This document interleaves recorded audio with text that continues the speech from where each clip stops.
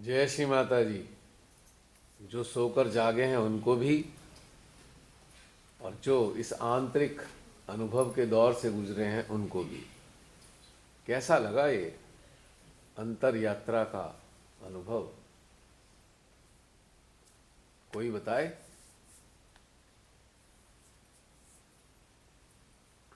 और योग निद्रा में है तो बहुत ही अच्छी बात है। कुछ लोग योग निद्रा में रहे तो बहुत सुंदर। चलो इस बहाने कुछ आराम तो मिला। बताएंगे कोई लोग? बहुत अच्छा लगा। ओहो, कैसे अच्छा लगा वही तो बताना है। कुछ कुछ तथ्यों के साथ बताएंगे। तो जो इस YouTube पर प्रतीक्षारत हमारे साथी हैं, सह साथी, उनको कैसे महसूस होगा, पता कैसे चलेगा कि आप किन किन तथ्यों से गुजरे हैं अंदर? एक यात्रा का अनुभव तो बताएंगे तो आनंद आएगा उनको डिटेल में। पहले तो जब हमने एनालिसिस किया हाँ जी। तो थोड़ा सा हृदय में पेन था। जब हम ब्रेन भी ट्रांसफ़र कर रहे थे अपना, फिर जब दोनों चीज़ों को देखा कि हम चाहते क्या है, तो एक बार दो भाव आए कि एक तो हम मानवता को कुछ देना चाहते हैं, प्रेम देना चाहते हैं, लेकिन उतनी जागरूकता नहीं है। और दूसरा अपने संस्कारों को छोड़ने की जो हमारे अंदर भावना है। पर जब धीरे धीरे दोनों चीज़ें छोड़ दी कि संस्कारों को छोड़ने के लिए तो हम प्रयासरत हैं ही, तो तब बहुत ही आनंद की और सुकून की स्थिति हो गई। ये जो अंतर यात्रा चली, इसमें पड़ाव आए अलग अलग तरीके के, अलग अलग अनुभूतियां हो रही थी। हाँ, ऊर्जा अलग अलग थी। हाँ, ऊर्जा की तो थी। हाँ जी। चेतन अवस्था में, एक हाँ जी। अंतर अवस्था में ये कुछ महसूस होता था, जैसे इस तरीके से एक पाला हमारे अंदर एक वो चल रहा हो प्रवाह, कि हम कभी हाँ, ऐसे हैं, कभी ऐसे हैं, कभी ऐसे हैं। इस प्रकार से जैसे नदी का प्रवाह होता है। बिल्कुल। और फिर ऐसा लगा कि श्री माता जी की असीम अनुकंपा है और माँ की अनुकंपा से ही हमारी चेतना इतनी उन्नत हो पाई है। तो उस चीज़ को भी महसूस करके अलग आनंद की अनुभूति हुई कि हम सही मार्ग पे चल रहे हैं। मतलब हम इतने समय से पहले हमारे जीवन में खोज थी कि हम क्यों आए हैं इस संसार में। तो ऐसा लगा कि ठीक है, तब हम भटके नहीं हैं। जी, एक इसके सार्थकता साथ अनुभव हो रही है हाँ जी। कि भाई हमारे होना एक सार्थक है इस जीवन में, निर्थक नहीं है। किस किस ने महसूस किया कि हम स्वयं उनकी अनुकंपा हैं? आया आनंद? ये जब आप जैसे हम ऊपर गए, हमने सभी पूरे मानव जाति की आत्मा में प्रकाश प्रवाहित किया, तो वही पे ही बस सबसे अच्छा वही लग रहा था। और वहाँ से नीचे आने का नहीं हो रहा था। जैसे बीच में नीचे आ रहे थे हम, फिर हृदय में आए कुछ समय के लिए। फिर हमने चेक किया कि भौतिकता और अभौतिकता का कि हम कहाँ फंसे हैं, क्या चाहिए हमें। हम्म। तो फिर वही खींच रहा था ऊपर ही कि वही सही है जो हम कर रहे हैं। संपूर्ण मानव जाति की आत्मा को प्रकाश भेज रहे थे। जैसे हम ऊपर तो चित बार बार ऊपर ही खींच रहा था। जैसे हम चेक कर रहे थे, तो फिर भौतिकता में तो कुछ नहीं आया उस समय। अभौतिकता का आया कि अगर चाहिए उसके लिए फिर ये चिंतन चला कि प्रयास, इसके लिए प्रयास नहीं करना और उसके लिए प्रयास करना है। एक संजीदगी जो चाहिए प्रयास में, वो टच हुई कि वो भी है, संजीदगी भी है तो हो ही जाएगा। और फिर अनुकंपा भी महसूस हुई कि वो तो है ही। और अभौतिकता का ही मतलब कि जो हम जिस पर्पज से आए हैं वो ही मतलब हमसे करवा भी रही हैं वो, और मतलब उसी में ही हमारा चेतना वहीं पे ही जा रही है। जब चेतना को देख रहे थे बीच में हृदय में आके फिर से चेतना को देखा तो चेतना फिर ऊपर खींच गई, ऊपर ही खींच रही थी।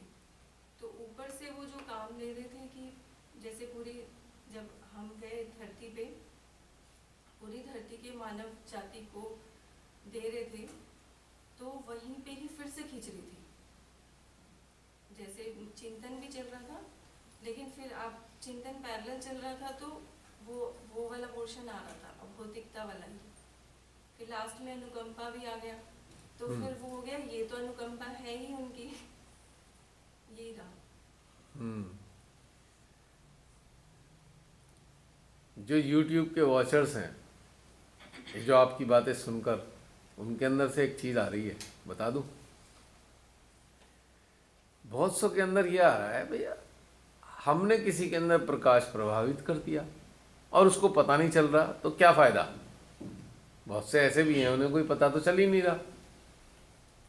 भाई ठीक है, हमारे अंदर तो ये सजगता है कि मानव जाति के लिए, कल्याण के लिए कुछ करना है, या कम से कम सबके हृदयों को प्रकाशित करना है, और कुछ भी नहीं तो सबके हृदयों में परमेश्वर को या परमेश्वरी को महसूस करना है। पर उन्हें क्या फ़ायदा होने वाला है, वो तो सोए हुए हैं। तो उन सबके प्रश्नों का मेरे पास एक बहुत साधारण सा उत्तर है कि हम सबके लिए भी ना किसी युग में किसी ने कुछ किया होगा ऐसा, तभी हम यहाँ हैं। ठीक है, अगले जन्म में ही सही या कई साल बाद सही, तो किसी ने तो, ऐसे मानवों ने हमारे लिए कहीं ना कहीं परमात्मा से प्रार्थना की होगी, कुछ ना कुछ तो ऐसा किया होगा। उन्हीं की परिणति है कि हम लोग यहाँ हैं आज, तो इसलिए हमें करना है। अब कोई, ये तो वही बात हो गई ना, कोई कहे भाई आज हमें फल चाहिए, तो हम क्यों वृक्ष लगाएं, आज तो वृक्ष देगा ही नहीं। पर हमारी आने वाली पीढ़ियों को, या हमारा ही खुद का अगर अगला जन्म हुआ और वो पेड़ जो है 200 साल पुराना हुआ, 100 साल पुराना हुआ, तो हमें फल मिल जाएगा ना। क्या समझे? ये प्रश्न का आ रहा था प्रश्न, मैंने कहा चलो उत्तर दे दूं। क्यों YouTube देखने वालों, आ रहा था ना ये बात सुन के, तो उसका उत्तर भी दे दिया कि भाई किसी के हृदय में, पूरी मानव जाति का हमने ठेका ले लिया क्या कि सबके हृदय में हमें प्रकाश देना है। ये ठेके जैसा मैटर थोड़ी है। ये तो अगर हम अनुकंपा हैं उनकी, मान लो हम अनुकंपा हैं परमात्मा की, तो अनुकंपा के तो कार्य यही होते हैं, बिना किसी भेदभाव के, बिना किसी ऊंच नीच के, निस्वार्थ भाव में प्रेम को प्रवाहित करना। जैसे सूर्य प्रकाशित होता है, उसका क्या स्वार्थ है, वो कौन सा भेदभाव करता है, प्रकाशित करता ही है ना, वो उसका कार्य है, उसका स्वभाव है। तो हम जो मानव के रूप में उनकी अनुकंपा है, तो हमारा स्वभाव भी तो सूर्य समान ही होना चाहिए कि हम उनकी प्रेम से पोषित हो रहे हैं, तो वो प्रेम चहुं ओर फैले प्रकाश की तरह। क्योंकि हम लोग के अस्तित्व हैं, आज हम इस चीज़ को जानने के रास्ते पर चले हैं, तो पूर्व जीवनों में कुछ ऐसे ऊंचे दर्जे की अनुकंपाओं ने तो हमारे लिए भी किया होगा ना, जिसकी परिणति इस रूप में, श्री माता जी की संतानों के रूप में, हमारे उनके चरणों में रहने वालों के रूप में घटित हो रही है। और आज ये प्रक्रिया हमारे माध्यम से घटित हो रही है, आने वाली जनरेशन्स के लिए हो रही है, या आज के समय में वर्तमान में जितने भी मानव हैं, जो आयु कम हो या ज़्यादा हो, तो ये तो एक निरंतर घटित होने वाली प्रक्रिया है। अगर मानव का जन्म पहले हुआ और सर्वश्रेष्ठ बनाया गया, वो सर्वश्रेष्ठ प्राणी है ही इसी कारण से कि वो एक अनुकंपा है परमात्मा की। वो जिन जिन मानवों ने अपने अपने उन जन्मों में ये अनुभव किया होगा कि तुम तो उनकी अनुकंपा हो, तो उन्होंने भी ये सारा कार्य किया होगा और उसके परिणाम हम आज उसका आनंद ले पा रहे हैं। उनके भीतर से जो एक निस्वार्थ इच्छा उत्पन्न हुई होगी कि सारी मानव जाति का कल्याण हो, उस कल्याण के घटनाक्रम में हम लोग भी शामिल हुए और आज उसकी परिणति ये हुई कि हम भी उसका हिस्सा बने और हमारे द्वारा भी यही घटित हो रहा है। तो ये क्या चीज है? चेन रिएक्शन, न्यूक्लियर का नहीं, प्रेम का चेन रिएक्शन। पहले मानव के जन्म से आज तक ये रिएक्शन घटित हो रहा है। इसलिए कितना भी खराब से खराब समय क्यों ना हो, अच्छे मानव हर खराब से खराब काल में भी उपलब्ध रहे। चाहे आप त्रेता को देख लो, चाहे आप द्वापर को देख लो, और चाहे इन दोनों के कॉम्बो कलयुग को देख लो। वो त्रेता और द्वापर का कॉम्बो कलयुग है। जो खराबियां दोनों में मिलके थी वो इस कलयुग में अकेले में है। तो इसीलिए अब हम केवल अपने तक सीमित होते हैं तो हम उनकी अनुकंपा नहीं है। अगर हम इस तक सीमित नहीं है और हमारे हृदय में ये भाव आते हैं तो हम वास्तव में परमात्मा की अनुकंपा हैं, तभी तो हमारे अंदर ऐसे भाव हैं। अगर अनुकंपा ना होती तो हम कहते हैं मेरा संसार, मेरा घर, मेरे बच्चे, तो फिर यहाँ क्यों आते छोड़ के? प्रश्न उठता है, यहाँ आया कौन है? यहाँ आया कौन? वरना क्यों आते भाई इतनी दूर खाम खा, पता नहीं कहाँ कहाँ से आए चले हम लोग। समय निकाला, पैसा खर्च किया, घर के लोगों की भी बात सुनी, उनकी भी नाराजगी देखी, फिर भी आ गए। क्यों? हम उन्हीं की अनुकंपा है और उसी घटनाक्रम को अंजाम देने के लिए हमें चुना गया है। परमेश्वरी ने पूर्व जन्मों में जिन्हें चुना था, उनकी जो अंदर से प्रेम का प्रवाह था, उनकी प्रतिक्रिया हमारी इस अवस्था में होने के रूप में घटित हुई। और आज परमेश्वरी हमसे भी वही कार्य ले रही हैं जो पूर्व जीवनों में उनसे कार्य लिया था। तो हो गए ना हम भी अनुकंपा। हम भी बैठे रहते हैं, नहीं नहीं नहीं बड़ी प्रॉब्लम्स हैं, घर में बड़ी समस्या है, घर के लोग बड़ा ये, हम भी यही वाली बातें बोल रहे होते, नहीं आ पाए, बड़ी समस्या हो गई थी, पर आए तो क्या अनुकंपा है। तो इस बात से समझ में आया हमारे सहज साथियों को कि जो अनुकंपा में परिवर्तित हो गए उनके लिए तो कोई बाधा नहीं। बाधा किसके लिए है? जो अनुकंपा होना नहीं चाहते या अनुकंपा बने नहीं है। सीधा सरल आंसर है। और अनुकंपा को अपना कर्तव्य याद है तो कौन रोक सकता है उसको? जब तक हम उन्हीं चीज़ों में अटके होते हैं, छोटी छोटी अपनी चीज़ों में, तो अटका कौन है? जो अनुकंपा में परिवर्तित नहीं हुआ वही अटक जाता है। जो परिवर्तित हो गया है उसे भला कौन रोक सकता है? एक सरल सी बात, क्योंकि परमात्मा उनके सारे रास्ते साफ कर देते हैं जिनके हृदय में ये भाव है कि तुम तो परमात्मा की अनुकंपा हो। उनके रास्ते में कौन से अड़चन आने वाली है? पूरे जीवन में, मैं यहाँ आने की खाली बात नहीं कर रही, तो उदाहरण है खाली, लेकिन आप उपलब्ध हो पर कल्याण के लिए, आपकी चेतना उपलब्ध है पर कल्याण के लिए, आपका अस्तित्व उपलब्ध है पर कल्याण के लिए। तो जो तीनों ही चीज़ें अगर हैं तो फिर अनुकंपा का ही तो स्वरूप है। और क्या हो सकता है? अनुकंपा और कैसी होती है? और परमात्मा को, परमात्मा है, आप क्या पाना चाहते हो? हाँ तो उस समय बड़ा अच्छा फीलिंग हो रहा था मध्य हृदय में, जी, बहुत सुंदर फीलिंग हो रही थी। मतलब हाँ वो क्या फीलिंग थी वो बताइए। मैं बता नहीं सकती, मतलब बहुत ही एनर्जी तो थी, एनर्जी तो शुरू से लास्ट तक थी, लेकिन बहुत ही अलग सी फीलिंग हो रही थी। अलग से फीलिंग हो रही थी, क्योंकि कुछ ऐसे आनंद होते हैं जिसको हम आइडेंटिफाई नहीं कर पाते, और वो आनंद का ही स्वरूप है। ये एहसास करके कैसा लग रहा है कि हम परमात्मा की अनुकंपा है? ये जो रिविलेशन है कैसा लग रहा है? अब तक हम यही प्रार्थना करते आए थे जब मेडिटेशन टूर के अंदर कि हमें शिवांश बनना है, तो दिन रात हम यही प्रार्थना करते थे कि हमें शिवांश बनना है। हम उस और अग्रसर भी थे, लेकिन आज पहली बार महसूस हुआ कि हम शिवांश हैं, हमें बनना नहीं है। हमने डिस्कवर कर लिया है कि हम शिवांश हैं।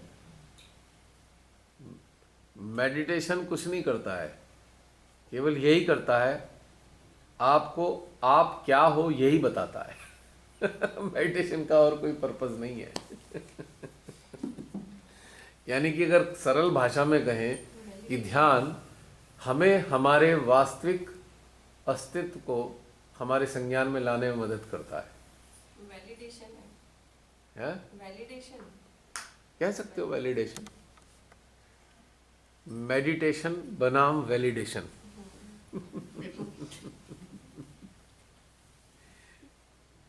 तो जब ये महसूस होने लगता है हम तो परमात्मा की अनुकंपा है, तो सारी रेजिस्टेंस तो है ही नहीं, कोई आनंद में है।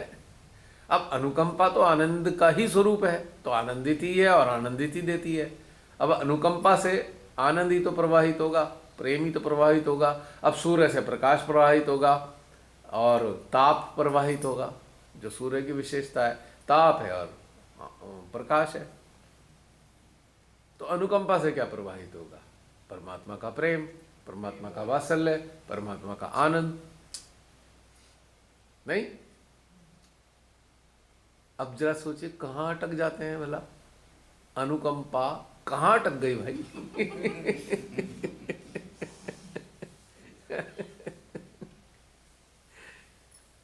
नहीं, क्योंकि वो जो बाह्य अस्तित्व है संसार का, उसमें जब आप इन्वॉल्व होते हो तो वो गायब हो जाता है मामला, और जब हटते हो तो लगता है अरे हम कहाँ, ये क्या कर रहे हैं, कहाँ अटके हुए हैं। तो ये फिर समझ में आने लगता है। फिर अनुकंपा रेडिएट करती है और चारों तरफ से सारी चीज़ें रिलीज हो रही होती हैं उसके, और सबको लाभ हो रहा होता है। अब अनुकंपा प्रार्थना तो नहीं करेगी, परमात्मा मेरा ख्याल करना है, वो कहेगा तू तो अनुकंपा मेरी, तुझे क्या प्रार्थना करनी। तो प्रार्थना कब तक है? जब तक ये एहसास नहीं कि हम उनकी अनुकंपा हैं, तब तक प्रार्थना। और प्रार्थना कर रहे होते हैं, परमात्मा कह रहे होते हैं चल ठीक है अब जान जाएगा तू, फिर तेरी प्रार्थना सब छूट जाएगी। और जब ऐसा होगा तो कोई आपसे कहेगा तेरा बंधन लगा देना, आप हंसोगे। काय का बंधन? अपने बंधन छोड़, बंधन में ही है तू परमात्मा के। तू जिन बंधनों में लिपटा हुआ है उसके कारण तू कह रहा है कि बंधन लगा दो। तो भाई इन बंधनों का हट यहाँ से, तो बंधन तो लगा हुआ था ही तेरे पे परमात्मा का, तुझे लगाने की क्या जरूरत है? क्योंकि तू तो अनुकंपा स्वरूप है। यही तो रियलाइजेशन है। What is the realisation? This is the realisation, this is the real realisation of our being, कि हम यही तो हैं और है ही क्या हमारे पास, हम हैं ही क्या, और हमारा प्रयोजन भी क्या है। अब समझ में आ गया जन्म हुआ क्यों? बिल्कुल क्रिस्टल क्लियर है जी। भाई जन्म का उद्देश्य क्लियर है। उनके प्रेम रूपी, उनके आनंद रूपी, उनके वात्सल्य रूपी प्रकाश को फैलाना, यही तो उद्देश्य है हमारा जन्म का। पाना क्या था? बस इसी एहसास को पाना था। This is the attainment, this is the actual attainment. इसी एहसास को पाना था कि हम एक अनुकंपा हैं। खत्म, छुट्टी। अब क्या हुआ? हो गए ना मुक्त। This is Redemption. किस चीज से रिडिम्पशन? संस्कारों की जकड़न से मुक्ति। अगर संस्कारों की जकड़न से मुक्ति है तो यही तो मुक्ति है। और जब संस्कारों की जकड़न है तो प्रार्थना के लिए हाथ उठते रहेंगे, हे प्रभु हम पे कृपा करना, बड़ी समस्या आ रही है। कहेंगे कहाँ से तेरे को समस्या आ रही है? तूने तो अपना चित्त चेतना कचरे में डाल रखी है।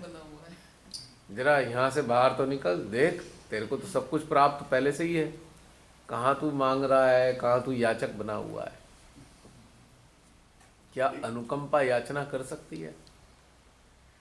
एक बहुत बड़ी डिस्कवरी जो है जो जी। मैंने आज महसूस करी है जी वो ये है कि अब तक हम इतने सालों तक सहज में आके ये सुनते आए थे कि हम परमात्मा के यंत्र हैं, लेकिन यंत्र को हमेशा एनर्जी बाहर से लेनी पड़ती है। Exactly. जैसे कि बाइक चल रहा है तो इलेक्ट्रिसिटी चाहिए, लेकिन आज पहली बार ये अनुभव हुआ है कि हम परमात्मा की अनुकंपा है तो एनर्जी तो हमारे अंदर ऑलरेडी है ही।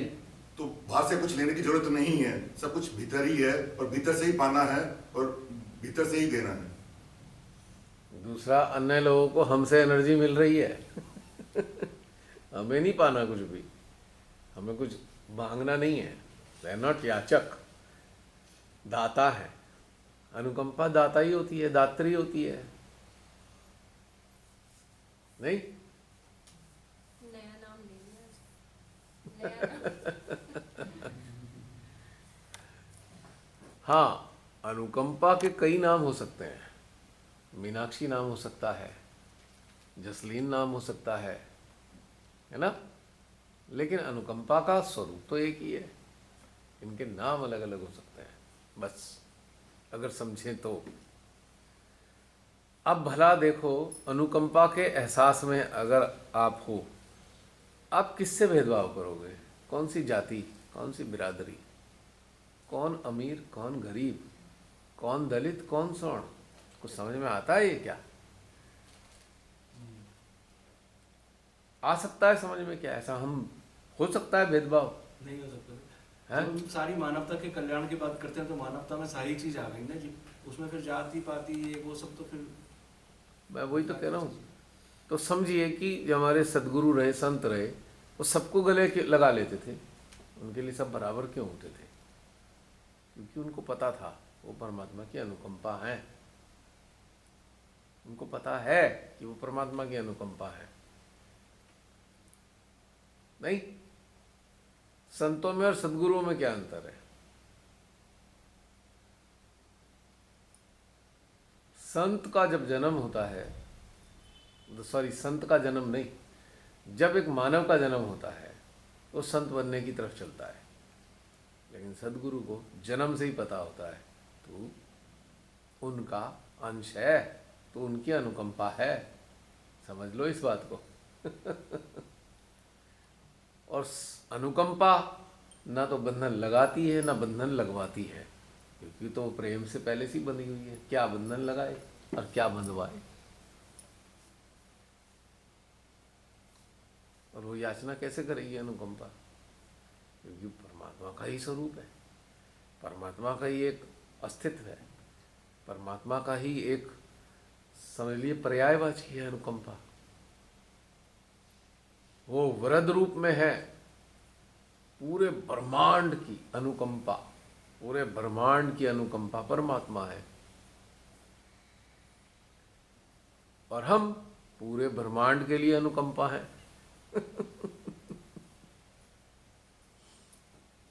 यानी कि जो हमारे संपर्क में ब्रह्मांड है, एक ब्रह्मांड वो हुआ मैक्रो यूनिवर्स में, दुनिया जहान के सोलर सिस्टम, गैलेक्सीज वगैरह वगैरह वगैरह, उनकी अनुकंपा स्वयं परमात्मा है।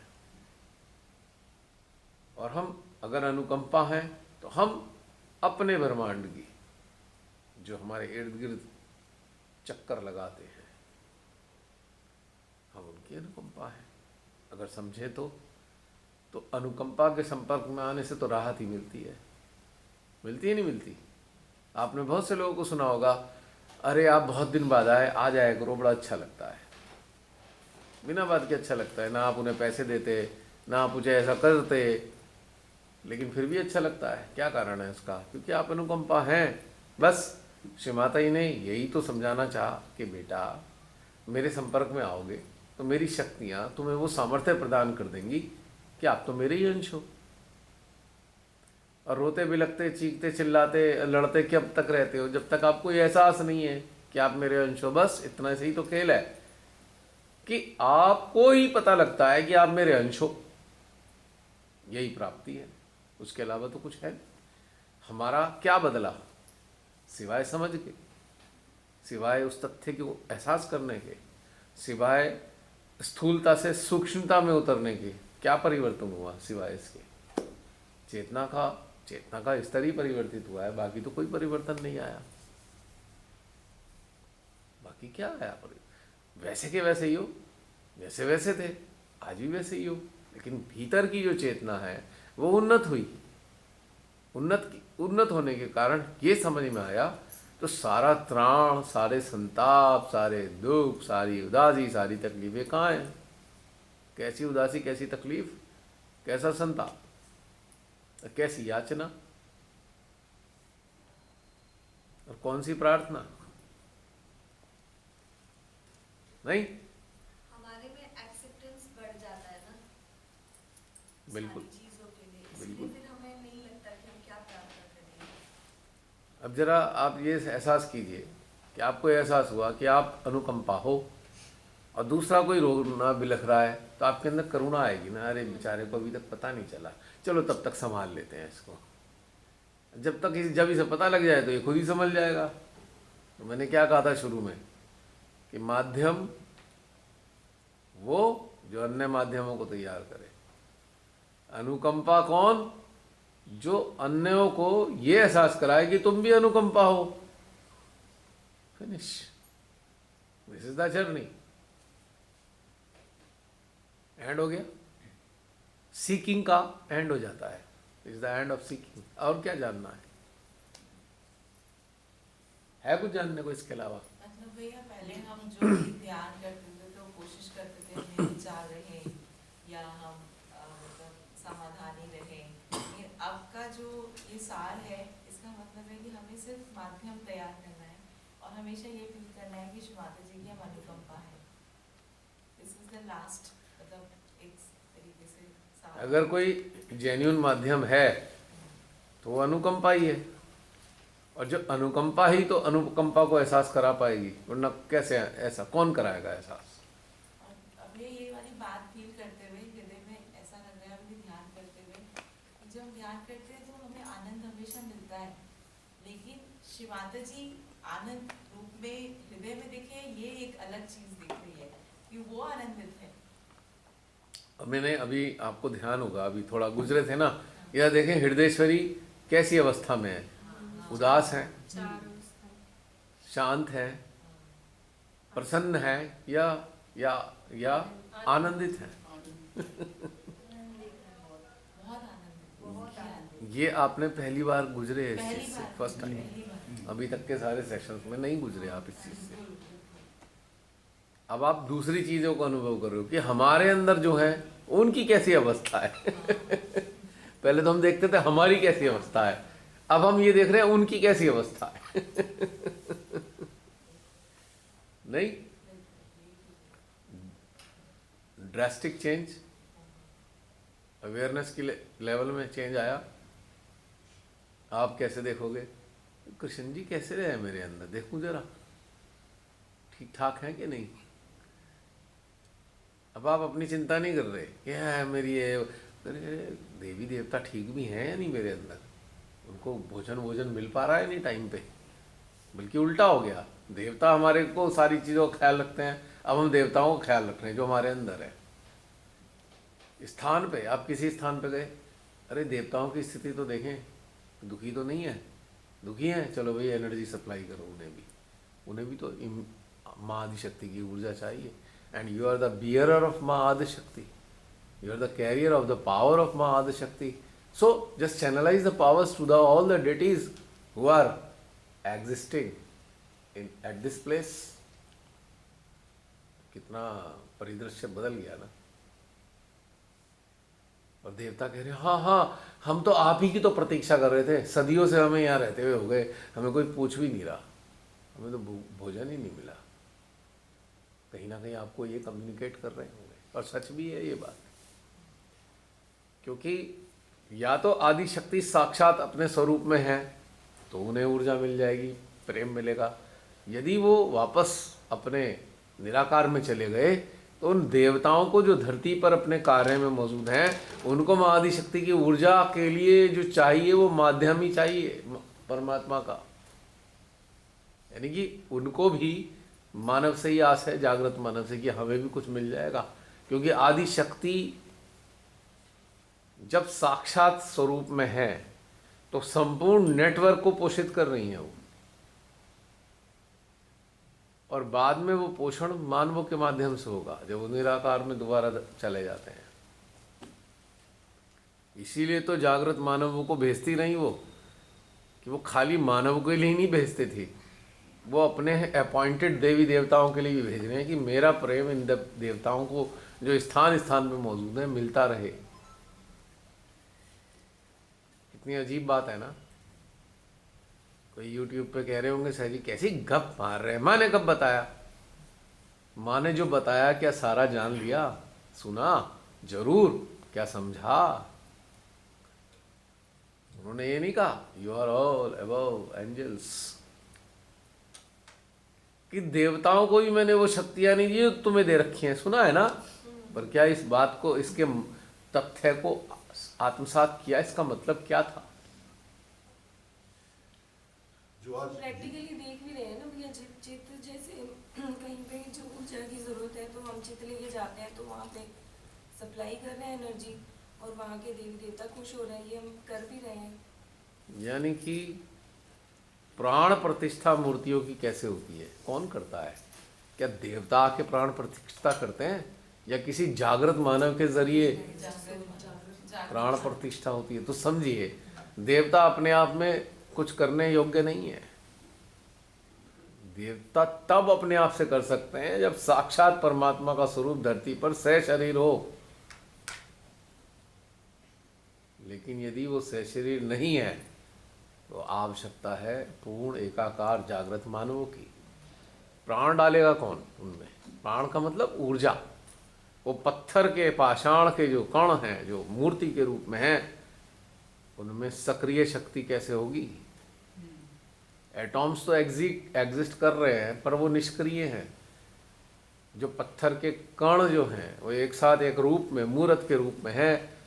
उनके जो सिंथेसाइज फॉर्म है सारे कणों का, जैसे कि हमारे 33 करोड़ सेल सिंथेसाइज फॉर्म में हैं, ह्यूमन फॉर्म में दिखाई देते हैं, ऐसी मूर्त के अंदर जितने भी एटॉम्स हैं वो सब जुड़े हुए तो हैं, सिंथेसाइज हैं, पर उनकी जो प्राण शक्ति है निष्क्रिय है। उसको एक्टिवेट कौन कर रहा है? जो कनेक्टेड है, जिसके अंदर से वो ऊर्जा बहती है, वही तो प्राण प्रतिष्ठा कर सकता है। अब असुर तो देवताओं को, देवी देव भगवान को प्रतिष्ठित करने योग्य नहीं होते। असुरों के अंदर वो सामर्थ्य ही नहीं है कि किसी मूर्त के अंदर देवता को प्रतिष्ठित कर सके। तो किसको करेगा वो? मूर्ति में भी असुर को ही प्रतिष्ठित करेगा। जो उनके अंदर होगा वही तो प्रतिष्ठित होंगे। तो इसलिए प्राण प्रतिष्ठा वही कर सकता है सही मायने में जिसके अंदर कनेक्शन है, जिसके पास कनेक्शन है। वरना उस मूर्त में प्रतिष्ठित वो होंगे जो उसके अंदर है। सोच लीजिए अब क्या होने वाला है। बेनिफिट क्या है इससे? असुरों को बेनिफिट क्या होता है इस चीज़ से? कि उनके अनुचर बढ़ते चले जाते हैं। जो वहाँ पे आके मत्था टेकेगा, आसुरी शक्तियों की वही संख्या बढ़ती चली जाएगी। वो जो आसुरी ऊर्जा वहाँ से निकलकर उनके अंदर घुसेगी, उन्हें भी अपना अनुचर बना लेगी। तो जहाँ पर, इसीलिए किसी काल में सद्गुरुओं ने, हमारे कुछ सद्गुरुओं ने साकार पूजा को मना किया है ना, निराकार को क्यों किया? कारण क्या है?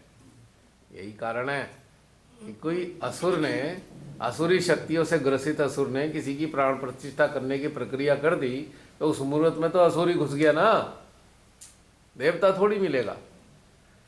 आप घर में आने वाले मेहमान को वही तो खिलाओगे जो आपके पास होगा। कहाँ से ला के खिलाओगे? उपलब्ध है ही नहीं, वही तो खिलाओगे जो है। हमारे भीतर जो है वही तो मूर्त के अंदर जाने वाला है। अब घर घर में लोग प्राण प्रतिष्ठा करते हैं, देखा है ना आपने? घर बनाएंगे, मंदिर में मूर्त बनवा लेंगे, राजस्थान से ही मंगाते हैं मूर्ति, सारी यहीं से बन के जाती हैं ज़्यादातर। अब उस मूर्ति को देवी के नाम पे स्थापित कर दिया, और उसमें डाला क्या? लोभ, अटैचमेंट। तो घर का वातावरण भी वैसे ही है। देवता तो है पर घर में तो गड़बड़ चल रही है, कुछ फायदा तो हो नहीं रहा। नहीं, कोई फायदा हो रहा है? क्योंकि उसमें तो हमने वही तो रोपित किया, जैसा बीज होगा वैसा ही फल मिलेगा। प्राण प्रतिष्ठा एक बीज को रोपित करने के समान है। कौन सा बीज? जो आपकी आत्मा में मौजूद है, जो आपके अंतर जगत में, अंतर चेतना में मौजूद है, वही बीज आप मूर्ति के अंदर तो डाल रहे हो, तो उसी की फसल होगी। लोभ डाला तो लोभ बढ़ेगा, अटैचमेंट डाला तो अटैचमेंट बढ़ेगा, गंदगी डाली तो गंदगी बढ़ेगी। कहने को मूर्ति है, वो मूर्ति किसी की भी हो सकती है। अब शैतान की भी मूर्ति होती है, बहुत से लोग शैतान की मूर्ति की पूजा करते हैं, वाम मार्गी लोग। जी भैया, जब किसी भी मानव के अंदर में कोई मंदिर बनाने का या कुछ बनाने का भाव आता है, तो सबसे पहले ये होता है कि उसके अंदर क्या भाव आया और किस भाव से उस चीज को वो बना रहा है। एग्जैक्टली वही तो घुसा है उसमें। अभी क्या है कि जैसे मान लीजिए मंदिर बनाने का भाव किसी के अंदर में आया, तो क्या होगा कि पहले जमीन ली जाएगी। अब जमीन ली जाएगी तो जमीन अवेलेबल है या नहीं है, किसानों की है, किसकी हाय लगी है, किसको क्या दिया है, वो सारे भाव उस जमीन में आ गए। एग्जैक्टली। आपने जब उसको एक्वायर किया तो आपने स्टैम्प ड्यूटी बचाई, कुछ सब्सिडी लेने की कोशिश की, तो भाव तो तुम्हारे अंदर लेने के आए ना। तो वो जो चीज बन करके निकलेगी, तो जैसे मान लीजिए मूर्ति मंगाई, ट्रांसपोर्टेशन किया, तुमने किसी को एक्सप्लॉइट किया है, कुछ किया, वो सारे भाव उस चीज के अंदर में आएंगे ऑटोमेटिकली। तो शक्ति कहाँ से आएगी? जो निकल के आएगा वही तो आएगा जिन भावों से हमने उसको बनाया है। कोई चीज ट्रांसपोर्टेशन से कोई चीज आई, आपने उसमें टैक्स चोरी का भाव बनाया है, कुछ भी बनाया, चाहे आपने अच्छे कार्य के लिए किया, लेकिन उसमें आएगा क्या? चोरी का भाव ही तो आएगा जो आपके अंदर में है। शुभ काम अगर आप कर रहे हैं और शुभ भावों से नहीं कर रहे हैं, तो वो शुभ नहीं माना जाएगा। बिल्कुल सही है। इसलिए मेरा बिल्कुल भी विश्वास और श्रद्धा ही नहीं, मानव निर्मित मूर्तों में मेरी कोई श्रद्धा नहीं। इसी कारण से, क्योंकि उसके अंदर वो है ही नहीं जो आप सोचते हो। कितनी सारी लैंड तो जो कब्जा करने के लिए मूर्ति बना कर दी जाती है, वो तो है ही ना। इंटेंशन ही गलत होती है। जैसे जिसकी भावना वैसी परिणति होए। और वहाँ भी बहुत सारे लोग परेशान हैं। अयोध्या में जो लैंड खाली करवाई है ना, तो जिनके घर उजाड़े हैं वहाँ पे ऐसे ही लोग रहते थे। तो काशी में भी तो ऐसे ही उजाड़ दिए, कितने लोगों के घर उजाड़ दिए। वाराणसी में सैकड़ों लोगों के घरों को उजाड़ दिया, भगा दिया उन्हें वहां से। लेकिन ये कौन करता है उजाड़ने का काम? राक्षस। राक्षसों ने पहले से ही उजाड़ने का काम किया है, राक्षस आज भी उजाड़ने का काम कर रहे हैं। बसाने की काम तो अच्छे लोग करते हैं, उजाड़ने का काम राक्षस करते हैं। और आजकल तो मशीन के अंदर राक्षस घुसा हुआ है, बुलडोजर बाबा। जिसका काम उजाड़ने का है, वो कोई रचनाकार है क्या? बताइए। कितने लोगों को उजाड़ा गया, किसने अधिकार दिया? अथॉरिटीज तो बाद में बनी है, सारे शहरों की अथॉरिटीज, जिसे हम कोई कहेगा जीडीए, किसी कहेगा एमडीए, एलडीए लखनऊ की, ये तो बाद में बनी है। बसे हुए तो लोग 100-100 साल पुराने हैं, उन्हें उजाड़ने का अधिकार किसने दे दिया आपको? 50-50, 70-70 साल से, उससे बाद में बनी है सारी अथॉरिटी। तो जो उससे पहले के हैं आप उसे उजाड़ने के अधिकारी हो ही नहीं। जो बाद में बन रहे हैं उनके लिए आपके नियम कानून हो सकते हैं। किसी भी अथॉरिटी का नियम कानून पिछली चीज़ों के लिए थोड़ी होगा, जो उसके जन्म लेने से पहले की चीज़ें हैं। कानून तो बाद में आएगा ना, उन्हीं चीज़ों पे आएगा ना। तो किसने अधिकार दिया उजाड़ने का? क्योंकि राक्षस ही उजाड़ते हैं। इस बात को गांठ बांध लीजिए। पहले भी उजाड़ते थे, आज भी उजाड़ रहे हैं। आज मानव का रूप लेके आ गए, पहले किसी और रूप में रहते होंगे, देखे तो नहीं मैंने। लेकिन आज मानवों के रूप में तो दिखाई देते हैं। तो अनुकंपा का एक कार्य क्या होता है? और भी है संतुलन की स्थापना। इस रचना में संतुलन कैसे स्थापित हो, वो भी एक अनुकंपा का कर्तव्य की श्रेणी में आता है। क्योंकि परमात्मा का कार्य क्या है? संतुलन को बनाए रखना। उनकी अनुकंपा का कार्य क्या है? सेम। सागर में जो प्रॉपर्टीज हैं वो उसकी बूंद में भी प्रॉपर्टीज हैं। तो बूंद क्या है? अनुकंपा। उसकी भी प्रॉपर्टी यही है। तो अनुकंपा को किससे डर लगेगा? जब वो परमात्मा की अनुकंपा है तो किससे भयभीत रहे? भय किसका? परमात्मा की अनुकंपा को किसका भय है?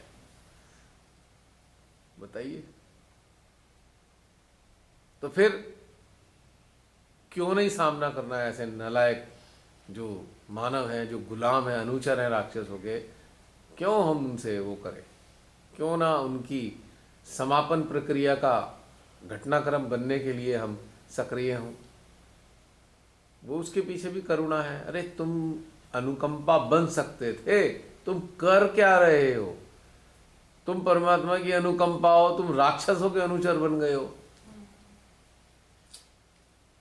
तो पहले चरण में परिवर्तित हो जाओ, वरना एलिमिनेशन राउंड तो शुरू होना ही है। तुम भी एलिमिनेट किए जाओगे। किसके माध्यम से? अनुकंपा के माध्यम से।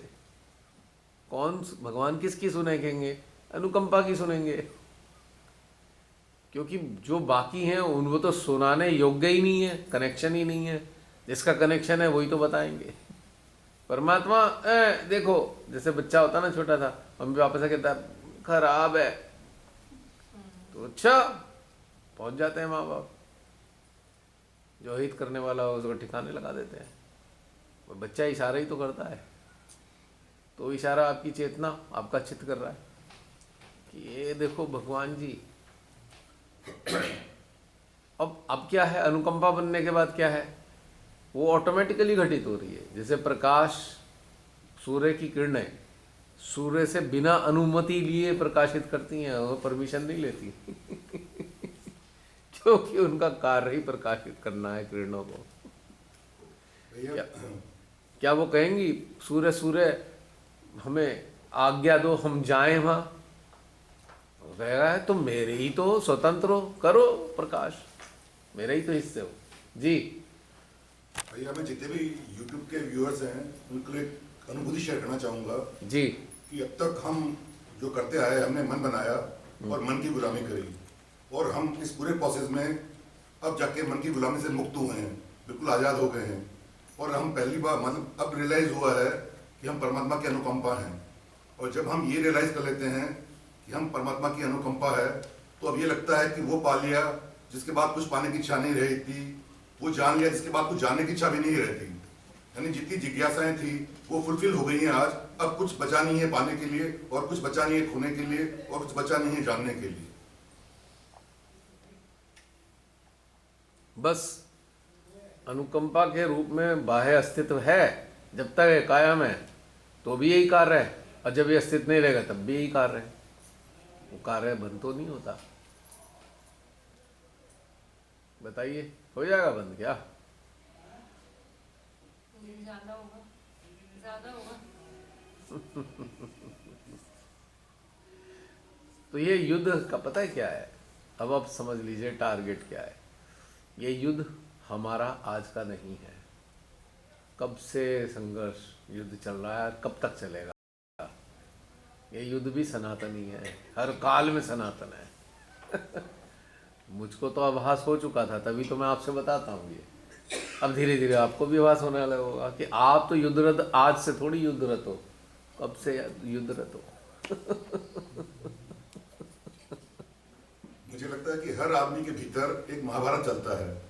जो बाकी लोग हैं उनके भीतर कुछ पाने के लिए संसार तो पाने के लिए महाभारत चल रहा है, और हमें खोने के लिए अंदर एक महाभारत चल रहा है कि हम कैसे खोएं, और उनका महाभारत है कुछ पाने के लिए। हर एक के अंदर महाभारत चल रही है। लेकिन जो अनुकंपा होती है उनके अंदर दोनों महाभारत नहीं चलते। हाँ। उनके अंदर एक ही चलता है कि हम उनकी अनुकंपा हैं, और अनुकंपा का कार्य इस सृष्टि में संतुलन की स्थापना करना है, स्पेशली वसुंधरा पर। फिनिश। अगर आज मानव रूप में है, यहाँ पर है, तो यहाँ के लिए कर्तव्यशील है कि भाई इस वसुंधरा पे संतुलन की स्थापना हो, राक्षसत्व जो है वो इतना हो कि वो पीड़ित ना करे।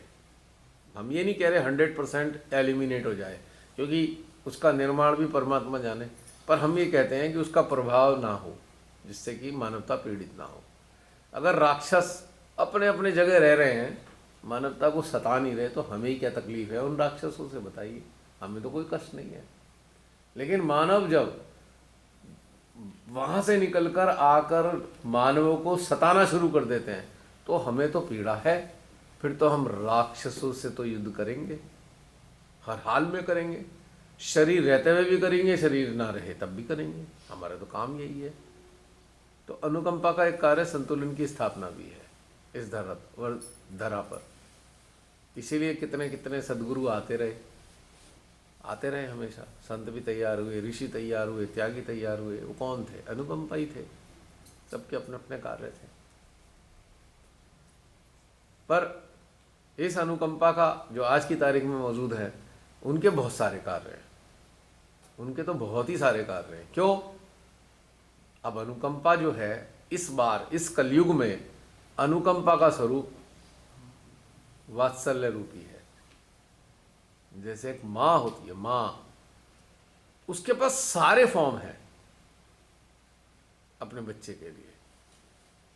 वो पालन पोषण भी करती है, वो 2 थप्पड़ भी लगाती है सुधारने के लिए, सब कुछ करती है वो।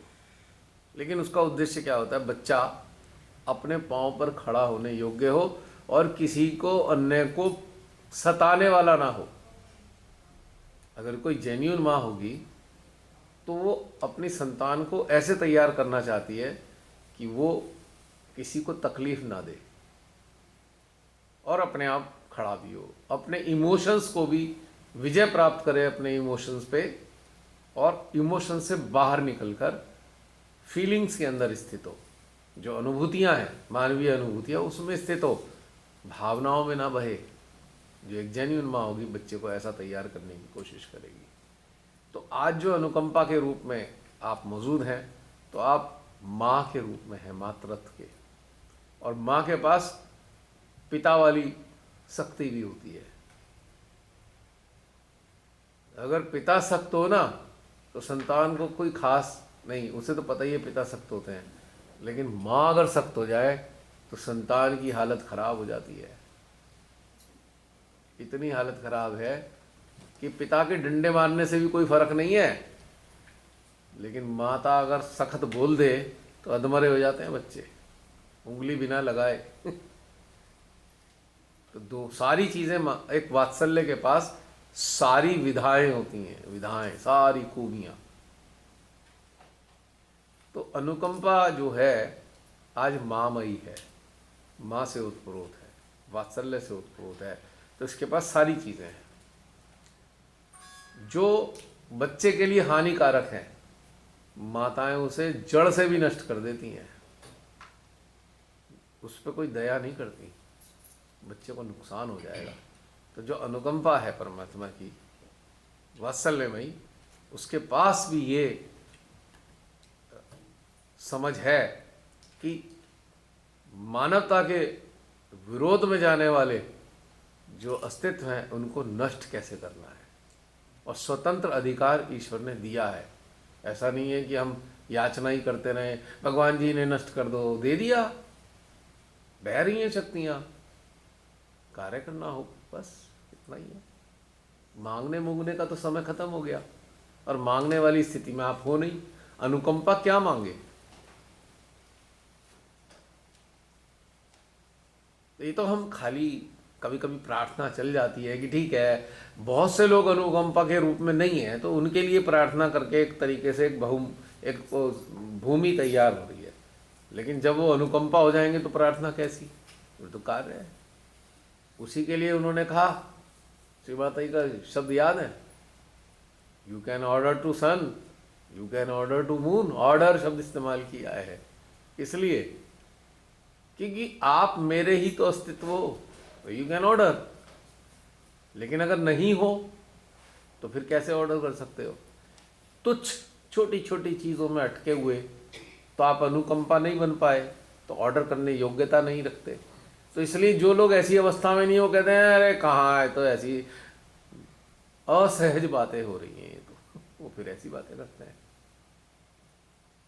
सुना है ना आपने, सहज से सहजी बातें नहीं है ये सहज के बाहर की बातें हैं। अब जो माने जो बोल दिया, क्या ये सहज के बाहर की बातें थी? You can order to sun, you can order to moon, you can order to rain stop, rain will stop.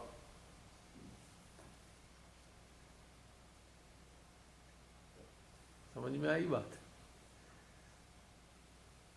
छोटी छोटी चीजों में घिरा हुआ मानव, चाहे उसने सहज का शॉल लपेट रखा है, तो उसको यदि आप अनुकंपा उसके सामने आ गई तो उसे कैसे समझ में आने वाला है? तो कहेंगे ये तो सहज नहीं बता रहे। जब आप उससे माँ की जो बताई गई चीज़ों में आप स्थित हो जाते हो तो आप जानते हो, आप अच्छी तरह जानते हो इस चीज़ को। किसी कोई आपको वैलिडेट करे, आपको इसकी नीड ही नहीं है। You don't need any validation, you are validation yourself. आप अपना भी वैलिडेशन हो, आप अन्यों का भी वैलिडेशन हो क्योंकि आप जानते हो आपको वैलिडेशन किसका चाहिए। लोग कहते हैं नहीं नहीं वो इतनी भीड़ तो वहां जा रही है। भाई भेड़ों की भीड़ का कोई मायने है क्या? भेड़ों की तो भीड़ ही होती है, और जरूरी नहीं कि वो सही मार्ग पे जा रही हो। वो अक्सर तो गिरते ही देखा है मैंने। जब मैं पहाड़ों पे जाता था कई बार देखा भेड़ें गिर भी जाती थी नीचे, क्योंकि वो पहाड़ी पे चढ़ रही हैं और एक भेड़ चढ़ गई तो वो भी पीछे पीछे चल दी। तो उसमें तो कुछ भेड़ें गिरती थी, फिर बड़े फिर जब ऐसी भेड़ वेड़ गिर जाती थी, भेड़ या बकरी, तो फिर उस दिन पार्टी होती थी गांव में वहाँ के कि भाई हमने तो कुछ किया भी नहीं, आज तो कई दिन का काम हो गया। 2-4 भेड़ें गिरती रहती थी। भराल्स होते हैं वहाँ पे बड़े बड़े 300-400 किलो के, वो रॉकी एरिया में रहते हैं, चरने के लिए जाते हैं। छोटी छोटी घास, रॉक भी है घास भी है, वो ऐसी ऐसी जगह पे सकरी जगह चले जाते हैं। हालांकि उनकी प्रैक्टिस है, पर फिर भी कई बार गिर जाते हैं। धड़ाम से नीचे गिरा तो पूरी पार्टी एक हफ्ते की तैयार है। टेम्परेचर डाउन है, खराब तो होता नहीं एक हफ्ते तक भी तो फिर कोई कहे भाई तो बड़े सही रास्ते पे जा रहे हैं। भेड़ और भीड़, उनको पता नहीं कहाँ गिर जाए, ये नहीं पता। जरूरी नहीं कि सही रास्ता हो, भेड़ों के झुंड का रास्ता सही हो, इट इज नॉट नेसेसरी। गडरिया फिर किस लिए? अगर भेड़ों को पता होता तो गडरिये की जरूरत किस लिए है? अगर उनमें भेड़ों में इतना ज्ञान होता, और भेड़ों को रक्षा करने के लिए डॉग्स होते हैं, उनके शेफर डॉग्स बड़े ट्रेंड हो जाते हैं बाघ से रक्षा करने के लिए। और शेफर डॉग्स के गले में लोहे की पत्ती के कांटे होते हैं ऊपर की तरफ खड़े हुए, क्योंकि जब भी बाघ आएगा पहले डॉग की गर्दन दबाएगा अपने मुंह से। तो इतने बड़े बड़े कांटे के वो उसे पट्टा सा डाल देते हैं, खड़े हुए कांटे, स्पाइक पत्ती के लोहे की, हार्ड पत्ती की, कोई 12 गेज या 13 गेज की पत्ती की स्पाइक होते हैं, उसे डाल देते हैं। अब डॉग उससे तो सुरक्षित हो गया बाघ से। तो अब लेकिन वो सारी भेड़ों को भौंक भौंक के वो सबको इकट्ठा करता रहता है डॉग, ऐसे ऐसे करके। तो इसलिए क्योंकि भेड़ों को पता है वो गलत रास्ते जा सकती है तो डॉग तक तो सही रास्ते पे करने के लिए ट्रेंड है। तो फिर गडरिये की इसलिए जरूरत है। समझने में आना चाहिए इस बात को। तो हमारे मानव जाति के इतिहास में अलग अलग काल में गडरिये आए हैं सदगुरुओं के रूप में जागरूक संतों के रूप में कई गडरियों ने मानव जाति रूपी भेड़ों को रास्ता दिखाया है, सही रास्ता, और उन्हें गिरने से बचाया है। ये बात समझ। तो भीड़ का जो तंत्र है वो भेड़ चाल है, और उसको आप सही माने। अब जैसे भीड़ ने, अब आप देखो भेड़ों ने वोट देकर किसी को जिता दिया, तो क्या वो चयन ठीक थोड़ी है? और संसद में बहुत सारी भेड़ें हैं और उन्होंने एक जने को चुनकर उसकी बात मानने की मान ली, तो ये थोड़ी कि वो ब्रह्म वाक्य हो गया।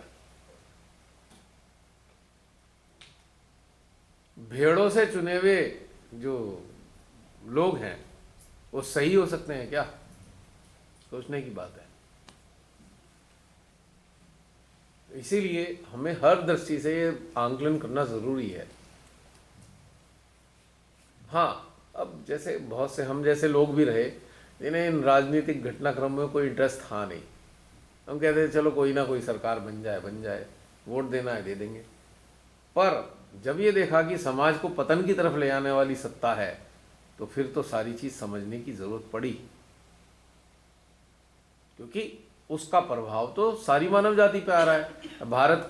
अगर भारत में ऐसी सत्ता चुनी गई जो आसुरी शक्तियों से प्रभावित है, तो पूरे भारत पे प्रभाव तो आएगा ही। तो किसी का राजनीति में इंटरेस्ट हो या ना हो, इंटरेस्ट तो लाना पड़ेगा अब कि सत्ता सही आए, ये तो भाव रखना पड़ेगा। ठीक है, अगर मानव जाति का हित करने वाले लोग नहीं है, ज़्यादा कम है, तो कोई दिक्कत नहीं है, ठीक है, कोई बात नहीं।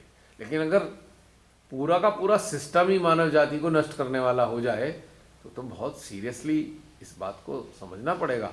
फिर अपने अस्तित्व को समझना होगा कि हमारा अस्तित्व किस लिए है यहाँ पर।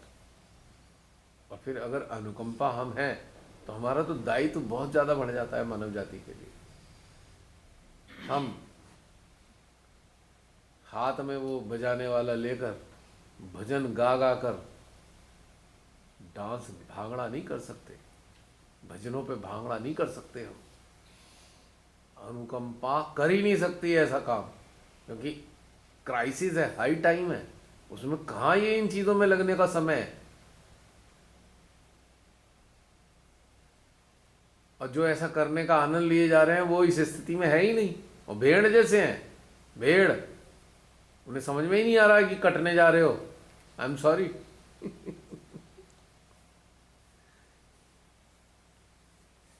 इधर कसाई काटने लगा हुआ है, इधर भेड़े जो है नृत्य में लगी हुई हैं। क्या होगा? नंबर तो उनका भी आएगा जो नृत्य कर रहे हैं। बच नहीं सकते।